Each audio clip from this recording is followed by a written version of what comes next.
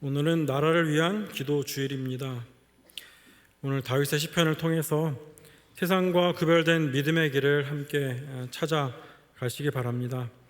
그리고 우리나라 대한민국과 우리 민족을 위한 우리의 기도를 찾고 함께 기도할 수 있기를 바랍니다. 나 한 사람의 변화 그리고 기도가 우리 민족이 하나님 앞에서는 회복의 기반이 될 수 있음을 믿고 오늘 말씀 속에서 결단이 있기를 바랍니다. 시편 57편은 다윗이 사울왕을 피해서 아둘람 동굴 속에 있을 때 그의 심경을 기록해 놓은 시로 표현하고 있는 그 말씀입니다. 사울왕은 다윗을 찾아서 죽이려고 약 3,000명의 군사를 모집했고 그리고 그를 이제 쫓아다니고 있었습니다. 그리고 다윗은 그를 피해서 이제 아둘람 동굴 속에 숨어 있었습니다. 당시에 그 동굴은 그 무더운 그 태양을 피해서 그늘 속에 그 피해서 그 짐승들이 들어가 있는 그런 자리이기도 했습니다. 짐승들 중에는 그 동굴에 거주지를 마련해서 살고 있는 그 짐승들도 있었다고 합니다. 그 짐승들이 들어와서 잠깐 거기에 무더위를 피하기도 하고 그곳에 고여있는 물을 마시고 듬성듬성 있는 그 잡초 그 풀을 뜯어먹기도 하고 그 목동들은 양을 치다가 그 무더위를 피해서 그곳에 양들을 쉬게 하면서 또 거기는 풀도 또 먹이기도 하고 이런 곳이 동굴이었다고 합니다. 그러니까 짐승들이 그 주로 있고 또 거기에 쉬다 가고 하니까는 그곳에 있는 곳은 오물도 있고 그 있는 곳은 그 지저분하기도 하고 이런 곳이죠. 그러니까 사람이 거기에 있는 것이 그렇게 좋은 곳은 아니었다라는 겁니다. 그러니까 더럽고 누추하고 추한 곳, 천한 곳이라는 것이죠. 그러니까 하나님께 한 나라를 다스리는 왕으로 기름 부음 받은 다윗, 그가 그 누추하고 짐승들이 있는 그런 천한 곳에 숨어 있다라는 겁니다.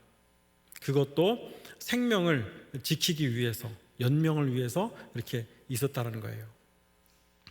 그런 그가 시편 57편 4절에서 그의 상황을 또 이렇게 표현하고 있어요. 내 영혼이 사자들 가운데서 살며 내가 불사르는 자들 중에 누웠으니 곧 사람의 아들들 중에라. 그들의 이는 창과 화살이요 그들의 혀는 날카로운 칼 같도다. 영혼이 사자들 가운데 살고 있는데 그 사람의 아들들 중이다. 그들이 어떤 사람들이냐면 창과 화살, 날카로운 칼 같은 것을 갖고 있다는 거예요. 사람을 옆에서 확 물어가지고 금세라도 죽여버릴 듯한 그런 무시무시한 그런 사람들이 옆에 그 질비해 있는 그곳에 자신이 누워 있는 거예요. 언제 죽을지 모르는 그런 공포스러운 살기등등한 곳에 누워 있다라는 거예요. 이 시편 57편과 같은 그 똑같은 제목, 다윗이 굴에 있을 때라는 표제를 갖고 있는 시편 142편에서도 다윗은 이렇게 그때의 상황을 묘사합니다. 내 영이 내 속에서 상할 때에도 주께서 내 길을 아셨나이다. 내가 가는 길에 그들이 나를 잡으려고 올무를 숨겼나이다. 오른쪽을 살펴보소서. 나를 아는 이도 없고 나의 피난처도 없고 내 영혼을 돌보는 이도 없나이다. 내가 가는 길, 여기서 내가 가는 길이라는 다윗이 늘 다니던 길입니다. 동네길 같은 데예요. 근데 거기에 올무, 덫을 놓았다는 거예요. 그러니까 다닐 수 있는 길이 없어요. 그러니까 갇혀 있는 것이죠. 갇혀 있는 거예요. 그 길에 갇혀 있는데 그러니까 오른쪽이라는 거는 그 당시에 그 변호인들 같은 사람이 앉는 자리가 오른쪽이랍니다. 그러니까 다윗을 보호해주고 그를 대변해줄 수 있는 사람이 없다라는 겁니다.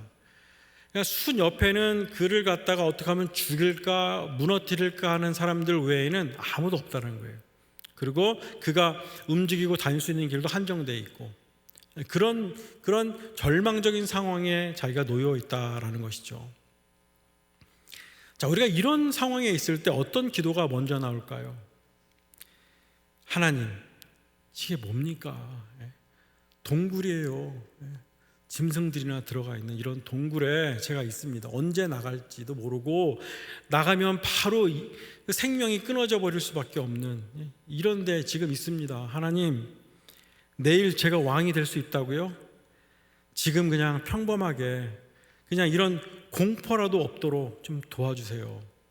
이런 원망 섞인 푸념, 이런 기도, 이거밖에 할 수 없는 그런 상황 아니었겠습니까? 그런데 5절에서 그는 이렇게 하나님을 찬양합니다.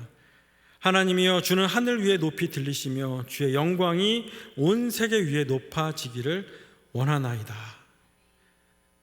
이 말도 안 되는 것 같지 않아요? 이런 상황에서 지금 여전히 동굴 속에서 위협당하고 있고 죽음의 공포는 계속 있는데 언제 나갈지 모르는데 가만히 보니 그가 이런 찬양을 합니다. 하나님, 주님은 하늘 위에 높이 들리시고 주님의 영광은 온 세계 위에 높아지기를 원합니다 라고 주님을 찬양하고 있습니다. 이런 찬양이 어떻게 나올 수 있을까요? 그는 지금 환경의 지배를 받고 있지 않는 거예요. 그의 정체성은 지금 환경에 있는 것이 아니라 그는 지금 하나님 앞에 있습니다. 주님이 내 안에, 내가 주님 안에 있다라는 겁니다. 내 안에 거하시는 하나님, 그 안에 자신이 있는 거예요. 그 하나님 안에서 하나님의 자랑이 되고 하나님의 기쁨이 나의 기쁨이 되고 있다라는 것입니다. 그 전에 자신이 그 막대기 하나를 들고 양들을 지킬 때에 그 맹수들이 달려올 때 그가 막대기 하나를 들고 맹수들을 물리칠 그때에 도우셨던 하나님, 골리앗 앞에서 당당히 맞서서 물리칠 때에 사람들은 다윗이 용감하다, 다윗을 높였지만은 그 마음속에 아니야, 내가 아니라 내 안에 계신 하나님이 함께 하신 거야 라고 고백할 때 그때 함께 하셨던 하나님. 사울왕은 큰 갑옷을 입고 나가서 그거라도 입혀서 내보내서 이길 수 있을까 싶었지만은 그는 그게 아니라 나의 하나님께 기도하고 나의 하나님을 의지하였을 때 이길 수 있다라는 믿음 갖고 나가서 이기게 하셨던 그 하나님, 그와 함께 나가서 이기게 하셨던 그 하나님, 그 하나님에 대한 믿음이 지금도 함께하고 있었다는 사실입니다. 그러니 그는 찬양할 수 있었던 것입니다. 하나님이여, 주는 하늘 위에 높이 들리시며 주의 영광이 온 세계 위에 높아지기를 원하나이다. 즉 하나님의 사람 자신이 그렇게 그 명성에 걸맞는 인생을 이뤄갈 때 사람들이 자신을 보며 하나님의 영광을 그들도 보고 인정할 수 있을 것이다 라고 그는 믿는 겁니다. 또 그렇게 하나님도 영광을 받으신다라는 것이죠. 하나님 내게 비전을 주셨으니 하나님이 이루실 것이다.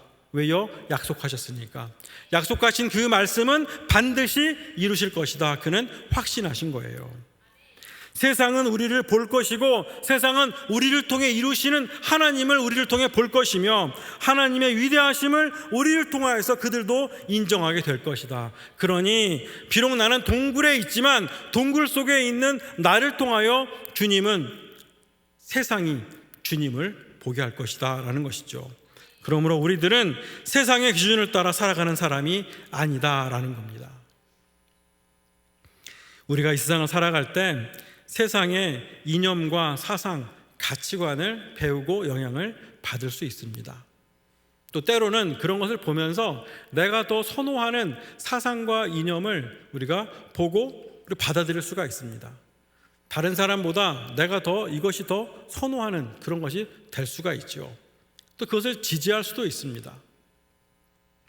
그런데 그것을 따라서 마치 하나님께 기도하면서 하나님께 내가 선호하는 가치관, 이념, 사상, 방향성 그것대로 하나님께서 그것을 이루어 주시기를 그것을 기도하는 거예요. 그렇게 기도할 수도 있죠. 그것이 옳다고 믿으니까. 그런데 그것만을 이루어 주셔야지 하나님의 뜻이 이루어지는 것이다 라고 여기면서 저쪽은 다 끝나버리고 다 무너져버리고 극한 말을 동원해 가면서까지 그것을 주장하는 사람들도 있더라는 거예요. 그렇게 기도하는 사람들까지 있더라는 거예요.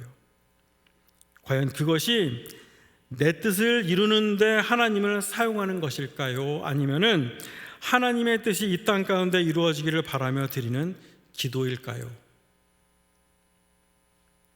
1, 2, 3, 4부 다 똑같은 반응입니다. 아무도 대답을 안 해요. 하지만 저는 확실히 알아요. 속으로는 다 대답들을 하셨을 거예요. 여러분, 나의 하나님께 기도드리는 동안 주께서 행하시는 일을 잠잠히 기다릴 수 있기를 바랍니다. 그리고 내가 소망하고 바라는 대로 세상이 그렇게 돌아가지 않는다 하더라도 주님이 내 기도에 응답하신 것이 아닌 것이 아니라는 거예요.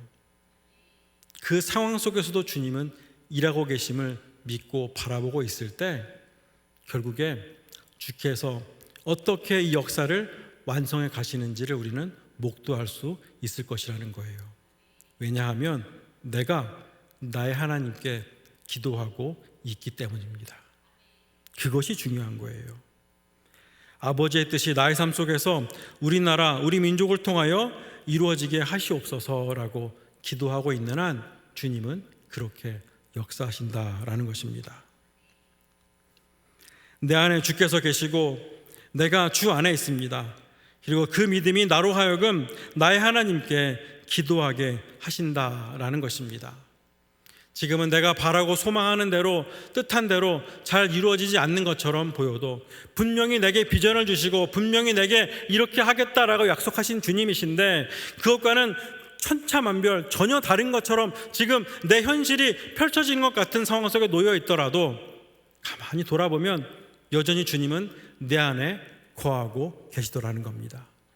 조금만 눈 돌려보면 주님은 내 곁에서 함께하고 계시더라는 것입니다. 그러니 지금 나는 주님과 함께 가고 있더라는 거예요.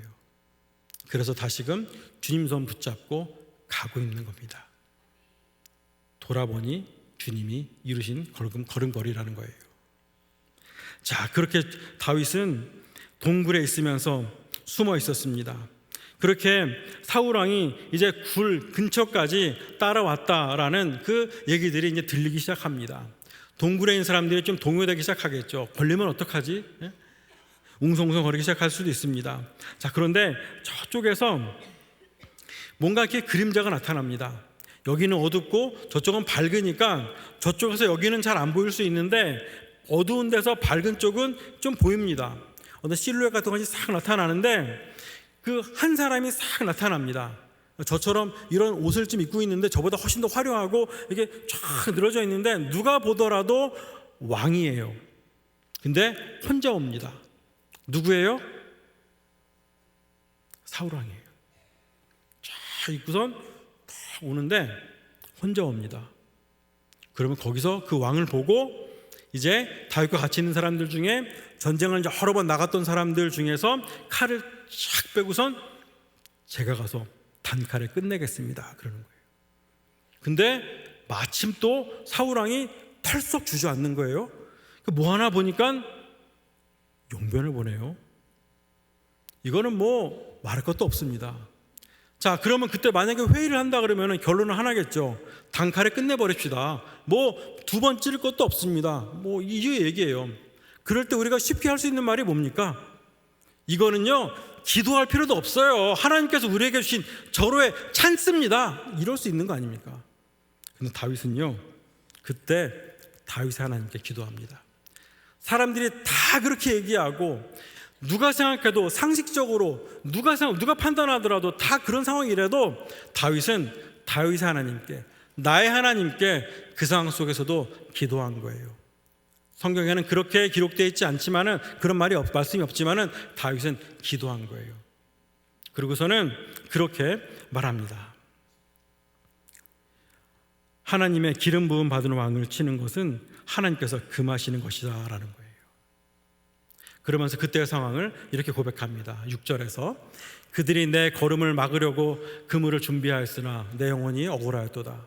그들이 내 앞에 웅덩이를 팠으나 자기들이 그 중에 빠졌도다. 하나님께서 하나님의 기름 부음 받은 왕을 치는 것은 하나님께서 금하시는 것이다 라는 겁니다. 그러면서 그 사울왕의 겉옷자락만 살짝 베고 그를 돌려보냅니다.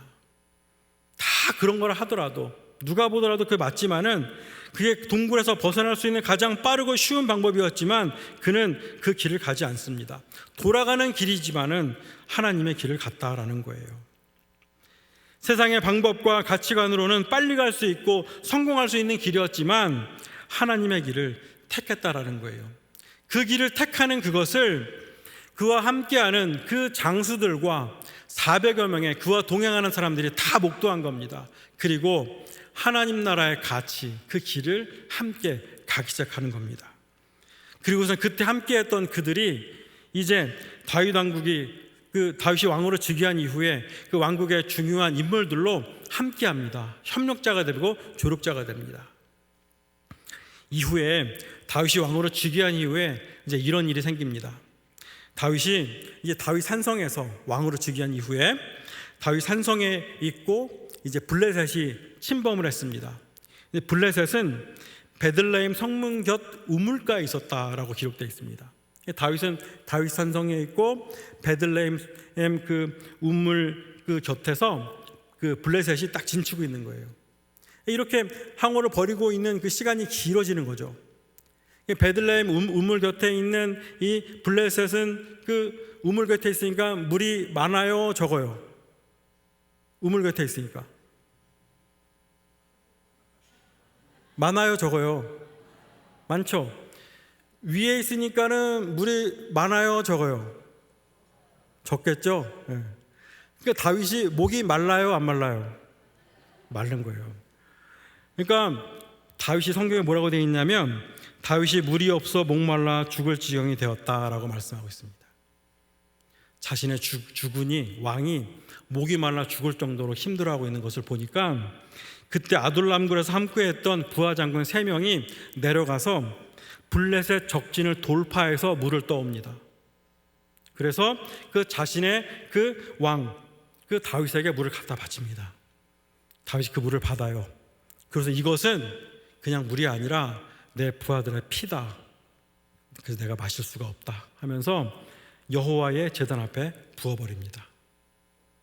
이런 관계로 맺어진 거예요.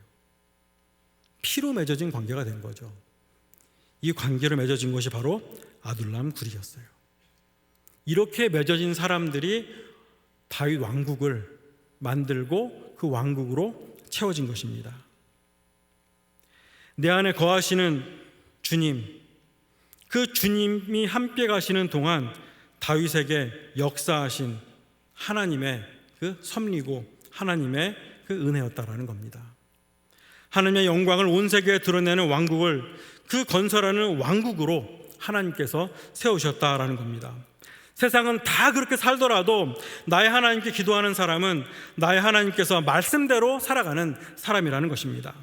나의 하나님께 기도하고 순종한 결과가 다윗은 계속해서 피신하는 생활로 이어가는 그런 일이었습니다. 그러나 하나님은 하나님의 때에 그렇게 역사하셨습니다.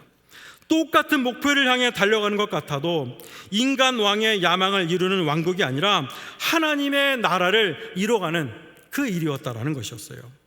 그 나라를 세상에 보여주는 것이었고 그 때를 모를 수는 있었지만은 나의 하나님께 기도하며 순종하며 그렇게 살아가는 동안에 결국에는 하나님이 옳았습니다라고 고백할 수밖에 없는 그 은혜를 경험하게 하셨다라는 말씀입니다. 그렇게 이루셨습니다. 가장 좋은 것으로 하나님께서 채워주셨습니다. 그래서 우리는 이렇게 기도할 수 있는 것입니다. 나는 나의 하나님께 기도 드리겠습니다. 세상이 뭐라 하든지 세상에 어떤 유혹이 있든지 이렇게만 하면 빨리 갈 수 있는데 이렇게만 하면 더 좋은 것을 얻을 수 있는데 하는 유혹이 있다 하더라도 그때에도 나는 나의 하나님께 기도 드리겠습니다. 우리나라가 이렇게만 하면 요것만 붙잡으면 이런 좀 편법인 것 같지만 이렇게만 돌아가면 괜찮을 것 같은데 라는 유혹이 있다 하더라도 이 나라만 붙잡으면 이 나라만 조금 눌러보면은 괜찮을 것 같은데 하더라도 그때에도 우리는 나의 하나님께 기도하겠습니다 라고 하며 우리 주님께 엎드려야 하겠다라는 것입니다. 그리고 가만히 서서 우리를 향하여서 주께서 행하시는 일을 바라보자라는 말씀입니다. 우리 역사도 한번 보십시오. 러시아, 일본, 청나라 그 시기에 우리나라를 이끌어가던 사람들이 이 나라 붙잡고 저 나라 붙잡고 할 때 그들이 우리나라를 도와줄 것 같았지만은 결국 어떻게 했습니까? 우리나라 안에서 자기들끼리 와서 총을 겨누고 쏘고 우리나라 사람들을 다치고 우리나라 국토가 황폐화되고 무슨 도움이 되었습니까? 하나님께 기도하는 것만이 답입니다. 지식인이라는 사람들, 무슨 전문가라는 사람들, 분석하고 뭐라고 한들 만왕의 하나님의 섭리를 어떻게 다 측량할 수 있겠습니까?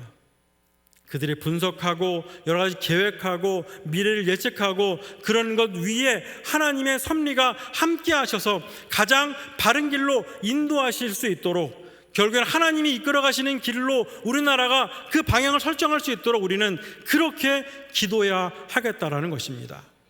그래서 결국에는 그들이 무엇인가를 다 끓이고 나서 무언가를 하다 보니 이게 어떻게 이렇게 되었지? 결국엔 그들도 하나님이 하셨다라고 고백할 수밖에 없는 그런 일을 보게 하자라는 겁니다. 제가 엊그저께 병원 신방을 다녀왔습니다. 다른 교회, 전에 있던 교회에 어떤 분을 뵙고 왔는데 그분이 전에도 그런 얘기를 하셨는데 이번에도 그 얘기를 하시는 거예요. 근데 그때는 자기 가족 때문에 제가 신방을 갔었는데 그 의사 선생님을 만났더니 그분이 그 얘기를 하시더라는 거예요. 자기가 의사 생활을 하면서 도저히 이해하지 못하는 일이 간혹 있다라는 겁니다. 수술을 하면은 도저히 안 될 것 같은데 되더라는 거예요. 되더라는 거예요. 나을 수 없을 것 같은데 낫다라는 거예요. 자기 기술로, 현대의학으로 안 될 것 같은데 낫는 일이 있더라는 거예요. 낫는 일이 있더라는 거예요. 그래서 의사 선생님 그걸 모른대요. 그러니까 모른대요. 나는 아는데 의사 아닌데. 그래서 어떻게 한대요? 하나님이 하신 거죠.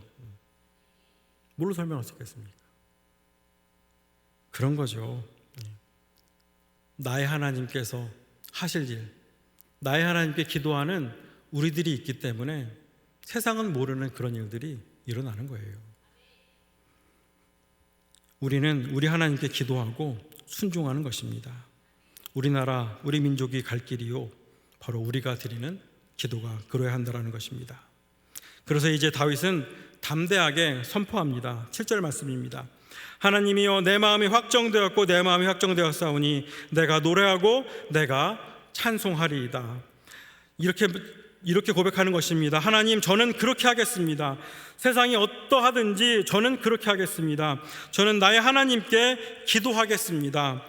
우리는 이렇게 기도할 수 있습니다. 하나님, 역사를 왜곡하고 과거사를 반성하지 않는 나라를 욕하고 비난하기에 앞서 우리는 하나님과 역사 앞에 당당하기를 힘쓰겠습니다. 자국의 이익만을 추구하는 나라들의 길을 가기보다는 함께 잘 사는 나라 되기를 우리는 기도하겠습니다. 하나님께서 기뻐하시는 우리나라, 우리 민족 되게 하여 주시옵소서. 우리 자녀들은 세상과 다른 방법으로 세상을 변화시키는 세대가 되기를 간절히 구하며 유능한 인자가 되기를 위해 성실하게 노력하기를 구하되 세상의 가치관에 흔들리지 않고 그들로 인해 수많은 사람들이 복을 받게 하시옵소서라고 기도하겠습니다. 이런 기도가 거친 세상 속에서 나의 하나님께 드리는 우리의 기도로 확정되었습니다 라고 기도하겠습니다. 이어서 다윗은 고백합니다. 8절입니다. 내 영광아 깰지어다, 비파야 수금아 깰지어다, 내가 새벽을 깨우리로다. 다른 번역본으로 보면 이런 말씀입니다. 아무리 애쓰고 노력해도 연약하여 깨진 나의 심령이여 다시금 심기일전하여 분발하라, 이 말씀입니다.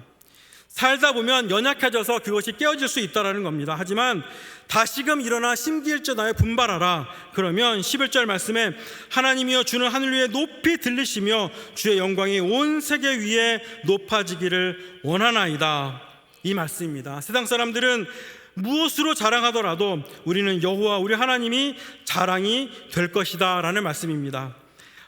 예수님의 십자가 사랑이 내 삶의 근거가 되어 내 삶의 이유가 되고 자랑이 됩니다. 어떤 사람은 자기의 힘을 자랑합니다. 어떤 사람은 자기의 형통함을 자랑합니다. 자기의 재력을 자랑할 수 있습니다. 하지만 우리는 여호와 우리 하나님의 이름을 자랑합니다 라고 단호하게 고백할 수 있습니다. 나를 통하여 나의 하나님의 행하심을 나를 통하여 보게 하실 것입니다. 그 믿음으로 하나님을 찬양하십시오. 먼저 내 안에 이미 들어와 계신 십자가의 그 주님을 고백하며 살아가시기를 바랍니다. 그리고 세상의 가치관이 아닌 아버지의 뜻이 하늘에서와 같이 이 땅 가운데 이루어지기를 구하는 인생을 이뤄가기를 더욱더욱 힘쓰십시오. 하나님의 방법으로 하나님의 길을 가십시오. 이와 같이 우리 민족 가운데 함께 하신 주님을 다시 한번 돌아보고 우리 민족 가운데 함께 하신 주님을 고백하십시오. 그리고 우리 민족의 주인 되신 주님이 언제나 함께 하시며 그렇게 이루어 가실 것을 늘 구하며 우리 민족의 하나님을 구하고 이끌어 가실 주님을 날마다 구하면서 그렇게 펼쳐 가실 주님을 기대하며 살아가시길 바랍니다. 주님, 내 마음이 확정되었습니다.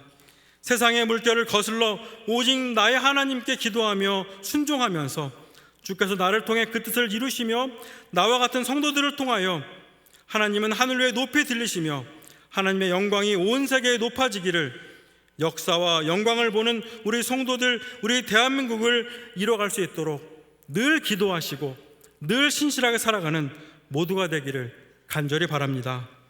공동 기도문으로 함께 기도하시겠습니다. 우주 만물을 창조하시고 인간의 역사를 섭리하시는 하나님, 이 나라와 민족을 돌보시고 이 땅에 복 주셔서 감사가 넘치는 오늘이 있게 하심에 모든 영광과 찬송을 하나님께 올려드립니다. 과거 일제의 포갑으로 나라를 잃은 고통의 시기에도 이 민족의 호소와 염원을 들으시고 정의의 칼을 빼서 일제의 폭력을 굽히시고 세계 만방의 양심을 움직이셔서 우리로 역사적인 광복과 환희의 날을 맞게 하셨음에 감사드립니다. 그러나 하나님, 우리에게 이처럼 해방의 기쁨을 주셨건만 여전히 우리는 냉전적 분열과 증오가 지배하고 있는 한반도에서 살아가고 있습니다. 우리 민족을 긍휼히 여겨주시사 민족의 죄악을 용서하옵소서. 이 땅에 예수님이 말씀하신 세상에 주는 것과 다른 평화가 이루어지게 하여 주시고 자신의 믿음과 의가 아닌 하나님이 중심이 되는 평화를 누리게 하여 주옵소서.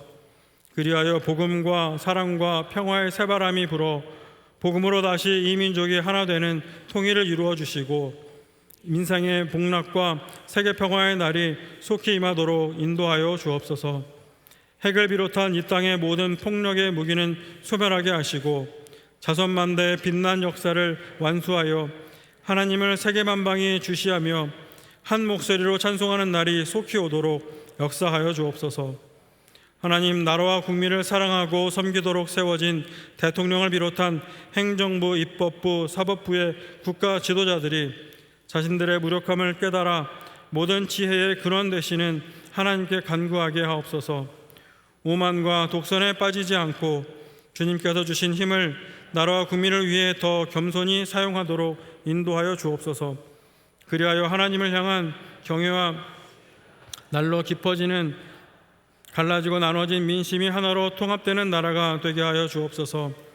경제가 회생하여 신음하는 이들의 소리가 그치게 하시되 경제적 풍요만을 추구하는 만모니즘과 신바알주의의 우상도 멸하여 주옵소서. 그래서 빈부의 격차도 해소되어 이 땅에 속한 온 국민이 하나님 주시는 평안 가운데 살아가는 복된 나라가 되게 하여 주옵소서. 하나님, 만모니즘과 피조세계의 파괴 앞에 입술을 다물고 있는 한국교회의 죄악을 용서해 주시고 촛대를 옮기지 마옵소서.